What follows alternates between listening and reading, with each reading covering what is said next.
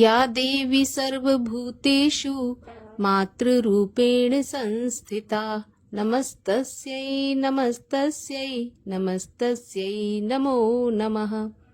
स्वागत है आप सभी का हमारे चैनल पर। आज है शुक्रवार और आज इस वीडियो में हम आपको सुनाएंगे शुक्रवार के दिन सुनी जाने वाली संतोषी माता के व्रत की कथा। इसके अलावा भी हमारे चैनल पर आप सभी प्रकार की व्रत कथाएं और महात्म्य सुन सकते हैं। इसके लिए अगर अभी तक आपने चैनल को सब्सक्राइब नहीं किया है तो चैनल को सब्सक्राइब करके बेल आइकन पर क्लिक अवश्य कर लीजिए।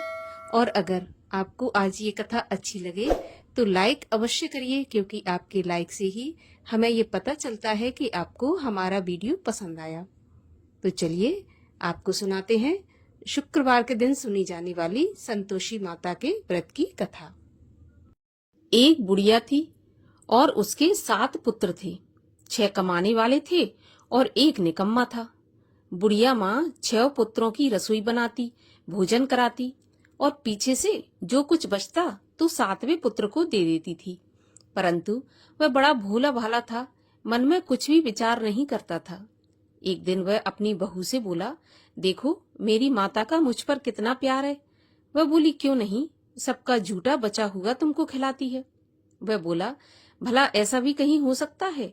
मैं जब तक अपनी आंखों से नहीं देखूं तब तक नहीं मान सकता। तो बहू हंसकर बोली, देख लोगे तब तो मानोगे। फिर कुछ दिन बाद एक बड़ा त्योहार आया। घर में 7 प्रकार के भोजन और चूरमा के लड्डू बने। वह जांचने को सिर दर्द का बहाना बनाकर पतला सा कपड़ा सिर पर ओढ़कर रसोई घर में सो गया और कपड़े में से सब देखता रहा। 6 भाई भोजन करने आए। उसने देखा माँ ने उनके लिए सुंदर सुंदर आसन बिछाए, 7 प्रकार की रसोई परोसी और आग्रह करके जिमाती रही और वह कपड़े में से सब देखता रहा। 6 भाई भोजन करके उठे तब माता ने उनकी जूठी थालियों में से लड्डुओं के टुकड़ों को उठाया और एक लड्डू बनाया। जूठन साफ कर बुढ़िया माँ ने पुकारा, उठो बेटा, 6 भाई भोजन कर गए, अब तू ही बाकी है, उठ, कब खाएगा? तो वह कहने लगा, माँ मुझे भोजन नहीं करना, मैं परदेश जा रहा हूँ। तो माँ बोली, कल जाता हो तो आज ही चला जा। वह बोला, हाँ माँ मैं आज ही जा रहा हूँ। यह कहकर घर से निकल गया। चलते समय बहू की याद आई। वह गौशाला में उपले थाप रही थी। वहीं जाकर उससे बोला, हम जावें परदेश को, आवेंगे कुछ काल, तुम रहियो संतोष से, धर्म आपनो पाल। वह बोली, जाओ पिया आनंद से, हमरो सोच हटाए, राम भरोसे हम रहें, ईश्वर तुम्हें सहाय। देव निशानी आपनी, देख धरू में धीर, सुध हमरी न बिसारियो, रखियो मन गंभीर।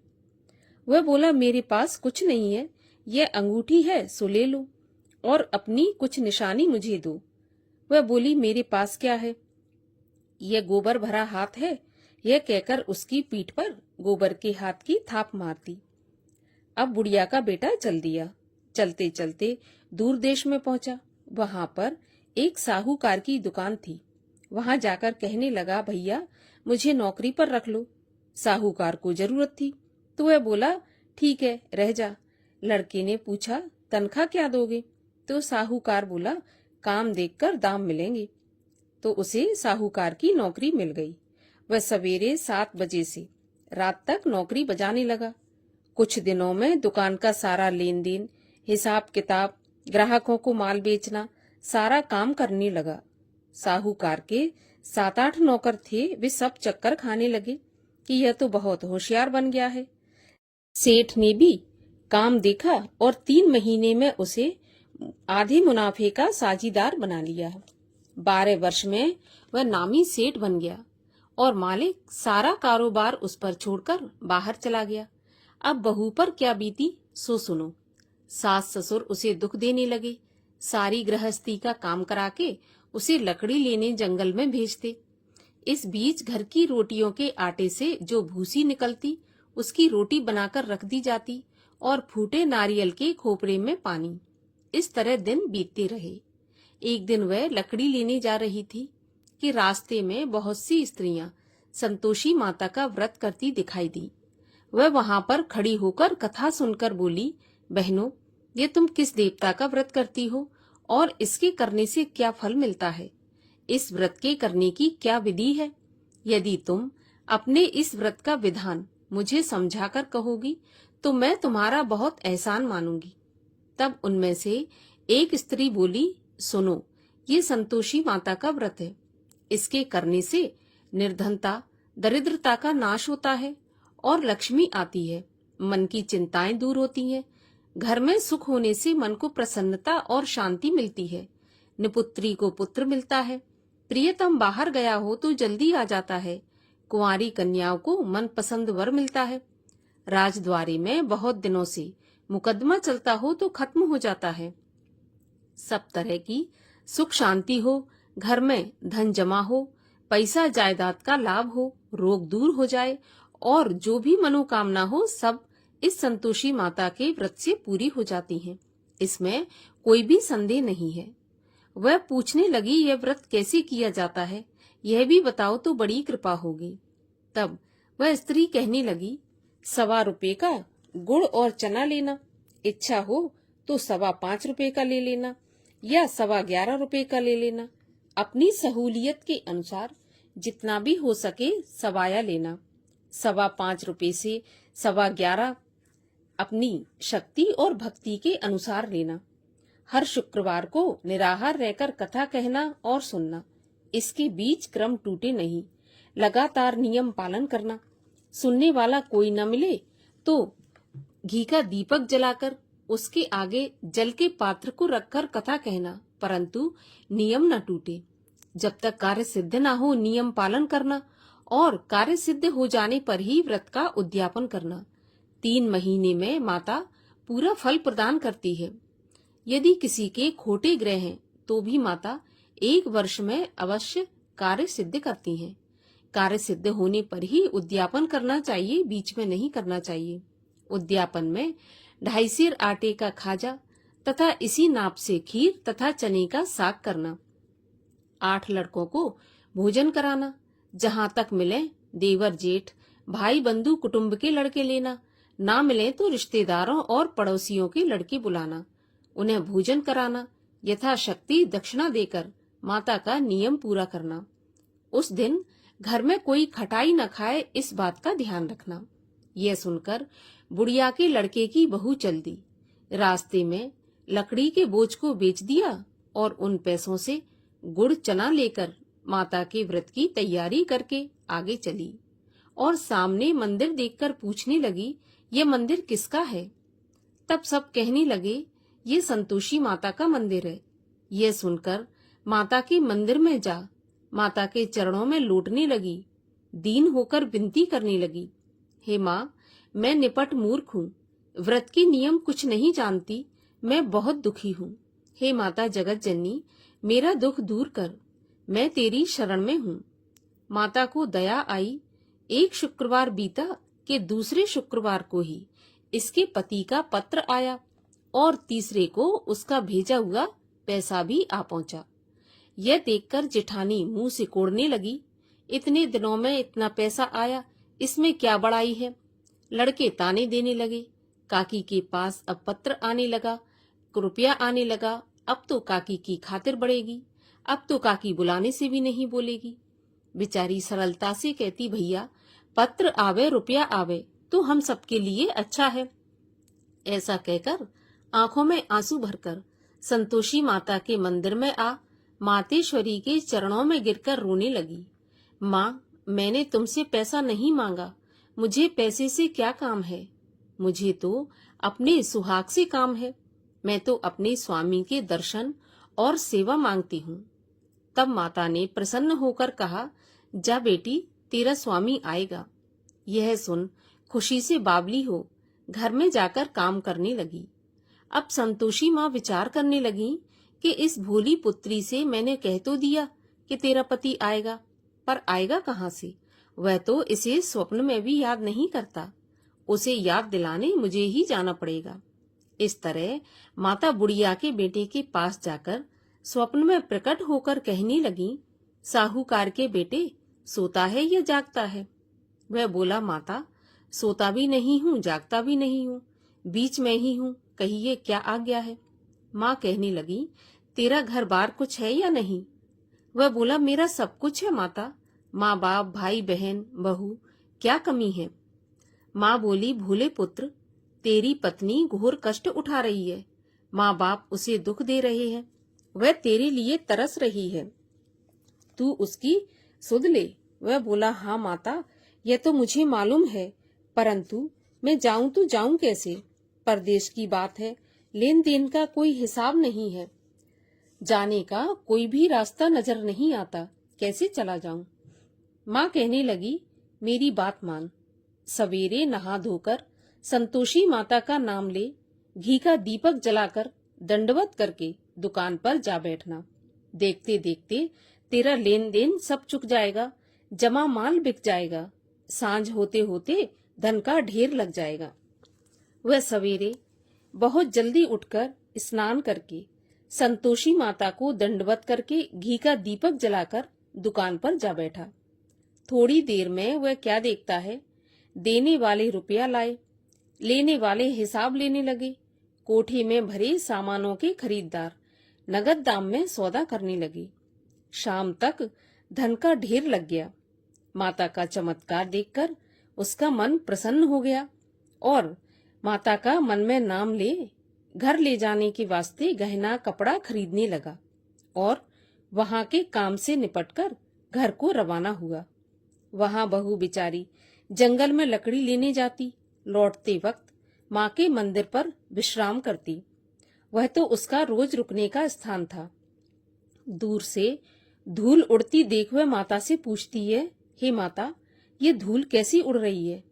तब माँ कहती है, पुत्री, तेरा पति आ रहा है, अब तू ऐसा कर, लकड़ियों के 3 बोझ बना ले, एक नदी के किनारे रख, दूसरा मेरे मंदिर पर और तीसरा अपने सिर पर रख ले। तेरे पति को लकड़ी का गट्ठा देखकर मोह पैदा होगा, वह वहां रुकेगा, नाश्ता पानी बना खाकर माँ से मिलने जाएगा। तब तू लकड़ियों का बोझ उठाकर घर जाना और बीच चौक में गट्ठा डालकर 3 आवाजें जोर से लगाना, लो सासू जी, लकड़ियों का गट्ठा लो, भूसे की रोटी दो, नारियल के खोपरे में पानी दो, आज कौन मेहमान आया है? माँ की बात सुनकर बहू बहुत अच्छा माताजी कहकर प्रसन्न हो लकड़ियों के 3 गट्ठे ले आई। एक नदी के तट पर, एक माता के मंदिर पर रखा। इतने में ही एक मुसाफिर आ पहुंचा। सूखी लकड़ी देख उसकी इच्छा हुई कि अब यहीं पर विश्राम करें और भोजन बना खाकर गांव जाएं। इस प्रकार भोजन बना विश्राम कर वह गांव को गया। सबसे प्रेम से मिला। उसी समय बहू सिर पर लकड़ी का गट्ठा लिए आती है। लकड़ी का भारी बोझ आंगन में डालकर जोर से 3 आवाजें देती है, लो सासू जी, लकड़ी का गट्ठा लो, भूसे की रोटी दो, नारियल के खोपरे में पानी दो, आज कौन मेहमान आया है? यह सुनकर सास बाहर आकर अपने दिए हुए कष्टों को भुलाते हुए कहती है, बहू, ऐसा क्यों कहती हो? तेरा पति ही तो आया है। आ बैठ, मीठा भात खा, भोजन कर, कपड़े गहने पहन। इतने में आवाज सुनकर उसका स्वामी बाहर आता है और अंगूठी देखकर व्याकुल होकर माँ से पूछता है, माँ, यह कौन है? माँ कहती है, बेटा, यह तेरी बहू है। आज 12 वर्ष हो गए जब से तू गया है, तब से सारे गांव में जानवर की तरह भटकती फिरती है। कामकाज घर का कुछ करती नहीं, 4 समय आकर खा जाती है और अब तुझे देखकर भूसे की रोटी और नारियल के खोपरे में पानी मांग रही है। वह लज्जित होकर बोला, ठीक है माँ, मैंने इसे भी देखा है और तुम्हें भी देखा है। अब मुझे दूसरे घर की चाबी दो तो मैं उसमें जाकर रहूंगा। तो माँ बोली, ठीक है बेटा, जैसी तेरी मर्जी। ऐसा कहकर माँ ने चाबी का गुच्छा पटक दिया। उसने चाबी लेकर दूसरे कमरे में, जो कि तीसरी मंजिल के ऊपर था, उसको खोलकर सारा सामान जमाया। एक दिन में ही वहां राजा के महल जैसा ठाट बाट बन गया। अब क्या था, वे दोनों पति पत्नी सुखपूर्वक रहने लगे। इतने में अगला शुक्रवार आया तो बहू ने अपने पति से कहा, मुझे माता का उद्यापन करना है। पति बोला, बहुत अच्छा, खुशी से करो। वह तुरंत ही उद्यापन की तैयारी करने लगी। जेठ के लड़कों को भोजन के लिए कहने गई। उसने मंजूर किया, परंतु पीछे जिठानी अपने बच्चों को सिखाती है, देखो भोजन के समय सब लोग खटाई मांगना, जिससे उसका उद्यापन पूरा न हो। लड़के जीमने आए। खीर तो पेट भर कर खाई, परंतु याद आते ही कहने लगे, हमें कुछ खटाई खाने को दो, खीर खाना हमें नहीं भाता, देखकर अरुचि होती है। बहू कहने लगी, खटाई किसी को नहीं दी जाएगी, यह तो संतोषी माता का प्रसाद है। लड़के तुरंत उठकर खड़े हुए, बोले पैसे लाओ। तो भोली बहू कुछ जानती नहीं थी, उन्हें पैसे दे दिए। लड़के उसी समय जाकर के इमली लेकर खाने लगे। यह देखकर बहू पर माताजी ने क्रोध किया। राजा के दूत उसके पति को पकड़कर ले गए। जेठ जेठानी मनमाने खोटे वचन कहने लगे, लूट लूट कर धन इकट्ठा करके लाया था, सो राजा के दूत पकड़कर ले गए। अब सब मालूम पड़ जाएगा जब जेल की हवा खाएगा। बहू से ऐसे वचन सहन नहीं हुए। रोती रोती माता के मंदिर में गई और बोली, माता तुमने ये क्या किया? हंसाकर अब क्यों रुलाने लगी? माता बोली, पुत्री तूने उद्यापन करके मेरा व्रत भंग किया है, इतनी जल्दी सभी बातें भुला दी।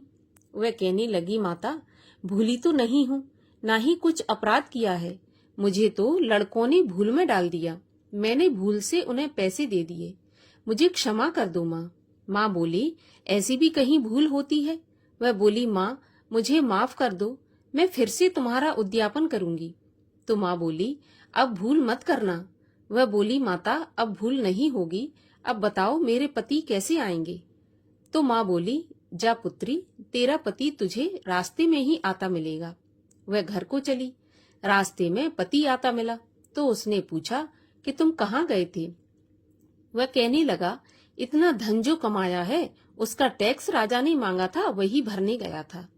वह प्रसन्न होकर बोली, भला हुआ, अब घर चलो। कुछ दिन बाद फिर शुक्रवार आया। वह बोली, मुझे माता का उद्यापन करना है। तो पति ने कहा, करो।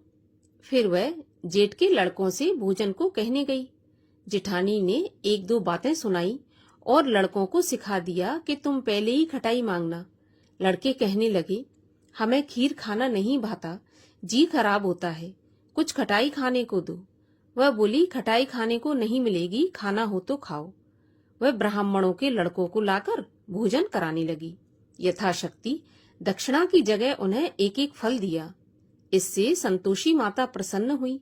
माता की कृपा होते ही 9वें महीने उसको चंद्रमा के समान सुंदर पुत्र प्राप्त हुआ। पुत्र को लेकर प्रतिदिन माताजी के मंदिर में जाने लगी। एक दिन माँ ने सोचा, यह रोज मेरे मंदिर में आती है, क्यों ना मैं इसके घर चलूं, इसका आसरा देखूं तो सही। यह विचार कर माता भयानक रूप बनाकर, गुड़ और चने से सना मुख, ऊपर से सूंड के समान होंठ, उस पर मक्खियां भिनभिना रही थीं। दहलीज में पांव रखते ही उसकी सास चिल्लाई, देखो कोई चुड़ैल आ रही है, लड़कों इसे भगाओ, नहीं तो यह किसी को खा जाएगी। लड़के डरने लगे और चिल्लाकर खिड़की दरवाजे बंद करने लगे। छोटी बहू रोशनदान में से देख रही थी। प्रसन्नता से पगली होकर चिल्लाने लगी, आज मेरी माताजी मेरे घर आई हैं। यह कहकर बच्चे को दूध पिलाने से हटाती है। इतने में सास का क्रोध फूट पड़ा। बोली, देखो कैसी उतावली हुई, जो बच्चे को पटक दिया। इतने में माँ के प्रताप से जहाँ देखो वहाँ लड़के ही लड़के नजर आने लगे। वह बोली, माँ जी, मैं जिनका व्रत करती हूँ यह वही संतोषी माता है। इतना कहकर झट से सारे घर के किवाड़ खोल दिए। सबने माता के चरण पकड़ लिए और विनती करके कहने लगे, हे माता, हम मूर्ख हैं, हम अज्ञानी हैं, पापी हैं, आपके व्रत की विधि हम नहीं जानते। आपका व्रत भंग करके हमने बहुत बड़ा अपराध किया है। हे माता, आप हमारे अपराध को क्षमा करो। इस प्रकार माता प्रसन्न हुई। माता ने बहू को जैसा फल दिया वैसा सबको दें। जो यह कथा पढ़े या सुने उसका मनोरथ पूर्ण हो। बोलो संतोषी माता की जय। संतोषी माता की आरती। जय संतोषी माता मैया, जय संतोषी माता, अपने सेवक जन की सुख संपत्ति दाता। ओम जय संतोषी माता, सुंदर चीर सुनहरी माँ धारण कीनो, हीरा पन्ना दम के तन श्रृंगार लीनो।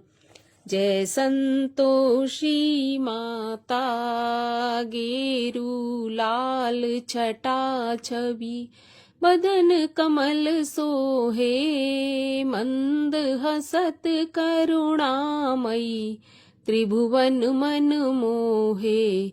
जय संतोषी माता, स्वर्ण सिंहासन बैठी चवर ढुरे प्यारे, धूप दीप मधुमेवा भोग धरे न्यारे। जय संतोषी माता, गुड़ और चना परम प्रिय ताम संतोष कियो, संतोषी कहलाई भक्तन वैभव दियो। जय संतोषी माता, शुक्रवार प्रिय मानत आज दिवस सोही, भक्त मंडली आई कथा सुनत मोही। जय संतोषी माता, मंदिर जगमग ज्योति मंगल ध्वनि छाई, विनय करे हम बालक चरणन सिर नाई। जय संतोषी माता, भक्ति भाव में पूजा अंगीकृत कीजय, जो मन बसे हमारे इच्छित फल दीजय। ओम जय संतोषी माता, दुखी दरिद्री रोगी संकट मुक्त किए, बहुधन धान्य भरे घर सुख सौभाग्य दिए। जय संतोषी माता, ध्यान धरे जो तेरो मन वांछित फल पायो, पूजा कथा श्रवण कर घर आनंद आयो। जय संतोषी माता, शरण गहे की लज्जा रखियो जगदम्बे, संकट तुम ही निवारो दयामयी अम्बे। जय संतोषी माता, संतोषी माँ की आरती जो कोई जन गावे, रिद्धि सिद्धि सुख संपत्ति जी भर के पावे। जय संतोषी माता, बोलिए संतोषी माता की जय।